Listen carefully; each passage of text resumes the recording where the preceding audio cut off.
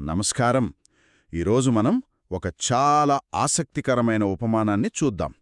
ఇది మజ్జిమ నికాయాలోని ద్వేధావితక్క సుత్తా నుండి తీసుకున్నది. వినడానికి చాలా సరళంగా ఉంటుంది. ఒక జింకల మంద, ఒక చిత్తడి నేల, రెండు దారులు, ఇద్దరు మనుషులు. కాని ఈ చిన్న కథలో మన మనసుకి, మన ప్రయాణానికి సంబంధించిన చాలా లోతైన విషయముంది. ఈరోజు మనం ఈ కథలోని ప్రతీకల్ని విడమర్చి చూద్దాం. దాని వెనక ఉన్న అసలు సందేశమేంటో తెలుసుకుందాం. అవును, ఇది నిజంగా చాలా శక్తివంతమైన ఉపమానం. ఇది కేవలం ఒక కథ కాదు. మన మనసు ఎలా పనిచేస్తుందో, మనల్ని ఏవి బంధిస్తాయో, వాటి నుండి ఎలా బయటపడాలో చెప్పే ఒక మానసిక చిత్రపటం లాంటిది. కాబట్టి ముందుగా అసలు కథ ఏంటో క్లుప్తంగా చూద్దాం. తప్పకుండా. కథ ఇలా మొదలవుతుంది. ఒక అడవిలో ఒక పెద్ద చిత్తడి నేల దగ్గర ఓ పెద్ద జింకల మంద ఉండేది. వాటికి హాని చేయాలనే ఉద్దేశ్యంతో ఒక వ్యక్తి అక్కడికొస్తాడు. అతనేం చేస్తాడంటే ఆ జింకలు ఎప్పుడూ వెళ్లే మంచి దారిని మూసేస్తాడు. దానికి బదులుగా ఒక తప్పుడు మార్గాన్ని తెరుస్తాడు. ఆ తప్పుడు దారిలో ఒక ఎర పెడతాడు. అంతేకాదు, వాటిని భయపెట్టటానికి ఒక దిష్టిబొమ్మను కూడా పెడతాడు. అతని పన్నాగమేంటంటే ఆ జింకలన్నీ ఆపదలో చిక్కుకోవాలని. కాని అదే సమయంలో వాటి మంచి కోరే మరో వ్యక్తి వస్తాడు. అతను ఆ జింకల మందను కాపాడాలి అనుకుంటాడు. అవును, వెంటనే ఆ తప్పుడు మార్గాన్ని మూసివేస్తాడు. సురక్షితమైన సరైన దారి ఏదైతే ఉందో దాన్ని మళ్లీ తెరుస్తాడు. అంతేకాదు, ఆ మొదటి వ్యక్తి పెట్టిన ఎరను తీసేస్తాడు. దిష్టిబొమ్మను నాశనం చేస్తాడు. దానితో ఆ జింకల మంద సురక్షితంగా, హాయిగా వృద్ధి చెందుతుంది. కథ ఇంతే. కాని దీనిలో ఉన్న ప్రతీకలే అసలు విషయం. నిజమే. ఇప్పుడు ఒక్కో ప్రతీక గురించి మాట్లాడుకుందాం. సరే, మొదటగా ఆ పెద్ద చిత్తడి నేల, అది దేనికి ప్రతీక? ఆ చిత్తడి నేల అనేది ఇంద్రియ సుఖాలకు ప్రతీక.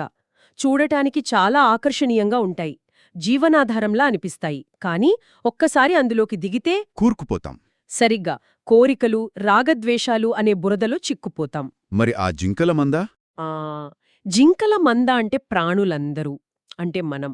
జింకలు ఎంత సున్నితంగా, తేలికగా దారి తప్పిపోతాయో మన మనస్సులు కూడా అంతే. ప్రలోభాలకు, భ్రమలకు అంత సులభంగా లొంగిపోతాయి. ఇక ఆ ఇద్దరు వ్యక్తులు, ఒకరు హాని చేసేవారు, ఇంకొకరు సహాయం చేసేవారు. వీళ్ళెవరు? హాని చెయ్యాలనుకునే వ్యక్తి మారుడికి ప్రతీక. ఈ మారుడంటే బయటెక్కడో ఉన్న శక్తి కాదు, మనలోనే ఉండే ప్రతికూల శక్తులు. మన అదుపులేని కోరికలు, ద్వేషం, అజ్ఞానం, ఇవన్నీ.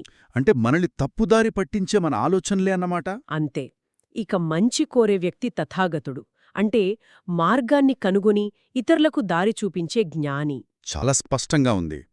ఇక మిగిలినవి ఆ తప్పుడు దారి, ఎర, దిష్టిబొమ్మ.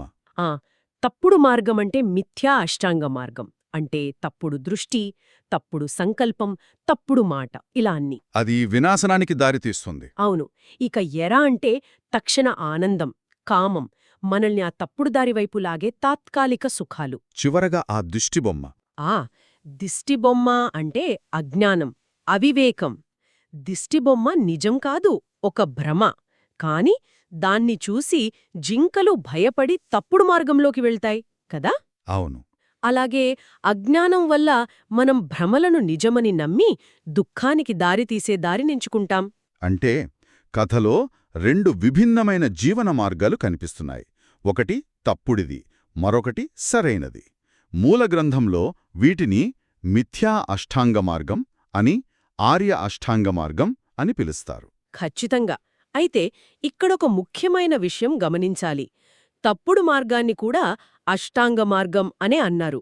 అంటే అందులో కూడా ఒక పద్ధతి, ఒక నిర్మాణముంది. అదెలా? తప్పులో కూడా ఒక పద్ధతి ఉంటుందా? ఉంటుంది.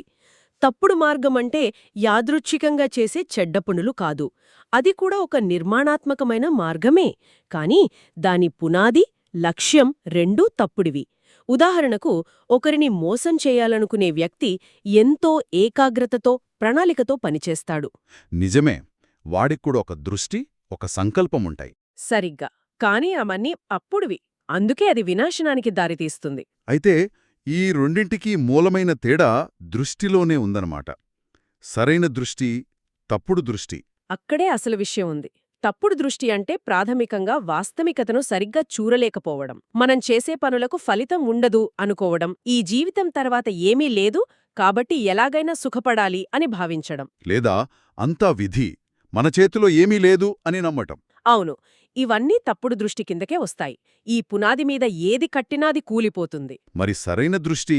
సరైన దృష్టి అంటే కర్మ సిద్ధాంతాన్ని అర్థం చేసుకోవడం, మనం చేసే పనులకు ఖచ్చితంగా పరిణామాలుంటాయని తెలుసుకోవడం, దుఃఖానికి కారణమేంటి, దాన్ని ఎలా నివారించాలి అనే స్పష్టమైన అవగాహన కలిగి ఉండటం. ఈ అవగాహనతో చూస్తే సరైన ప్రయత్నం, తప్పుడు ప్రయత్నం మధ్య తేడా కూడా స్పష్టమవుతుంది. అవును, సరైన ప్రయత్నమంటే మనస్సులో చెడు ఆలోచనలు రాకుండా చూసుకోవడం, వచ్చిన వాటిని తొలగించడం, అదే సమయంలో మంచి ఆలోచనలను పెంచుకోవడం, వాటిని నిలబెట్టుకోవడం. ఇది చాలా చురుకైన ప్రక్రియ కదా. ఖచ్చితంగా. దీనికి విరుద్ధంగా తప్పుడు ప్రయత్నమంటే చెడు ఆలోచనలను పెంచడానికి, హానికరమైన పనులు చేయడానికి కష్టపడటం. ఇప్పుడు నాకు తథాగతుడి పాత్ర మరింత లోతుగా అర్థమవుతోంది. ఆయన కేవలం అదిగో దారి వెళ్ళండి అని చెప్పలేదు. పాత తప్పుడు దారిని మూసేశారు, ఎరను తీసేశారు, దిష్టిబొమ్మను నాశనం చేశారు. అవును, ఇది బోధకుడి పాత్ర గురించి చాలా చెబుతుంది. ఆయన కేవలం ఒక దారి చూపే బోర్డు కాదు, ఆయన మార్గదర్శి. అడ్డంకులను తొలగించడంలో సహాయం చేస్తారు. తప్పుడు మార్గాన్ని మూసివేయడం అంటే తప్పుడు సిద్ధాంతాలలోని ప్రమాదాలను స్పష్టంగా వివరించడం. మరి ఎరను తొలగించడం అంటే ఇంద్రియ సుఖాల యొక్క నిజ స్వభావాన్ని బోధించి వాటి మీద ఉన్న వ్యామోహాన్ని తగ్గించడం. ఇక దిష్టిబొమ్మను నాశనం చేయడమంటే అజ్ఞానాన్ని పోగొట్టడమే. సరిగ్గా జ్ఞానమనే వెలుగును ప్రసాదించడం. ఇది చాలా కరుణతో కూడిన చర్య. ఇంకొక ఆసక్తికరమైన విషయం, సురక్షితమైన మార్గాన్ని ఆనందంగా ప్రయాణించాల్సిన మార్గమని వర్ణించడం. సాధారణంగా ఆధ్యాత్మిక సాధన అంటే కఠినంగా, గంభీరంగా ఉంటుంది అనుకుంటాం. ఇది చాలామందికి ఉండే అపోహ. ఇక్కడ చెప్పిన ఆనందం ఇంద్రియ సుఖాల నుండి వచ్చే తాత్కాలికమైన ఆనందం కాదు. అది చిత్తడి నేలలాంటిది. మరి ఇది ఎలాంటి ఆనందం? ఇది భద్రత నుండి, ఉపశమనం నుండి పుట్టే ప్రశాంతమైన ఆనందం. ప్రమాదం నుండి బయటపడ్డామనే భద్రతాభావం, బంధనాల నుండి విముక్తి చెందుతున్నామనే తేలికదనం, మనసులోని మలినాలు పోతున్నప్పుడు కలిగే స్వచ్ఛత, వీటి నుండి పుట్టే ఆనందమిది. ఆ దిష్టిబొమ్మ గురించి ఆలోచిస్తే అది కేవలం అజ్ఞానానికే కాదు, మన భయాలకు కూడా ప్రతీకలా అనిపిస్తోంది. అద్భుతమైన పరిశీలన. నిజమే. దిష్టిబొమ్మ నిజం కాకపోయినా అది పుట్టించే భయం నిజం. ఆ భయమే జింకలను తప్పుదారి పట్టిస్తుంది. అవును, మన జీవితంలో కూడా అంతే. మన అజ్ఞానం తరచుగా నిరాధారమైన భయాల రూపంలో కనిపిస్తుంది. నేను ఓడిపోతానేమో అనే భయం, నలుగురు ఏమనుకుంటారో అనే భయం, నాకున్నది పోతుందేమో అనే భయం. ఇవన్నీ మన మనసు సృష్టించుకున్న దిష్టిబొమ్మలే గదా. ఖచ్చితంగా. అవి నిజం కాకపోయినా వాటి ప్రభావం చాలా శక్తివంతమైనది. సరైన మార్గంలో ధైర్యంగా అడుగువేయకుండా మనల్ని అవే ఆపుతాయి. కాబట్టి ఈ ఉపమానం ద్వారా అందే సందేశం చాలా స్పష్టంగా ఉంది. మన జీవితంలో ప్రతిక్షణం మన ముందు ఈ రెండు మార్గాలుంటాయి. ఒకటి ప్రలోభాలతో ఆకర్షించే తప్పుడు మార్గం, అది చివరికి దుఃఖానికే దారితీస్తుంది. మరొకటి క్రమశిక్షణ, సరైన అవగాహనతో కూడిన సురక్షితమైన మార్గం. ఇది శాశ్వతమైన శాంతికి దారితీస్తుంది. ఎంపిక మనదే. అంతిమంగా ఈ కథ మనల్ని మనలోపలికి చూసుకోమని చెబుతోంది. ఈ చర్చ మనకొక ముఖ్యమైన ప్రశ్నను మిగులుస్తోంది. మన రోజువారీ జీవితంలో, మన నిర్ణయాలలో మనం ఏ మార్గం వైపు మొగ్గు చూపుతున్నాం? అవును, మనల్ని ఏ ఎర ఎక్కువగా ఆకర్షిస్తోంది? మనల్ని ఏ దిష్టిబొమ్మ మోసం చేస్తూ, భయపడుతూ సరైన మార్గం నుండి పక్కకు లాగుతోంది? ఈ ప్రశ్నలకు సమాధానం వెతుక్కోవడమే అసలైన ప్రయాణం. నిజమే. మనల్ని మనం ప్రశ్నించుకోవాల్సిన చివరి ప్రశ్న ఒకటుంది. తప్పుడు మార్గం ఎప్పుడూ స్పష్టమైన చెడు రూపంలో ఉండదు. అవును, కొన్నిసార్లు మంచి ముసుగులో కూడా వస్తుంది. విజయం రూపంలో, లేదా అందరూ ఇదే చేస్తున్నారు కదా అనే సాకుతో మన ముందుకొస్తుంది. మనం ఎంతో కష్టపడి ఒక లక్ష్యాన్ని వెంబడిస్తున్నప్పుడు ఒక్క క్షణం ఆగి, నా ఈ ప్రయత్నం సరైన దృష్టి అనే పునాది మీద ఉందా అని మనల్ని మనం ప్రశ్నించుకోవాలి. లేకపోతే మనం కూడా ఎంతో కష్టపడి ఒక దిష్టిబొమ్మను వెంబడిస్తున్న జింకల మందలా మిగిలిపోయే ప్రమాదముంది.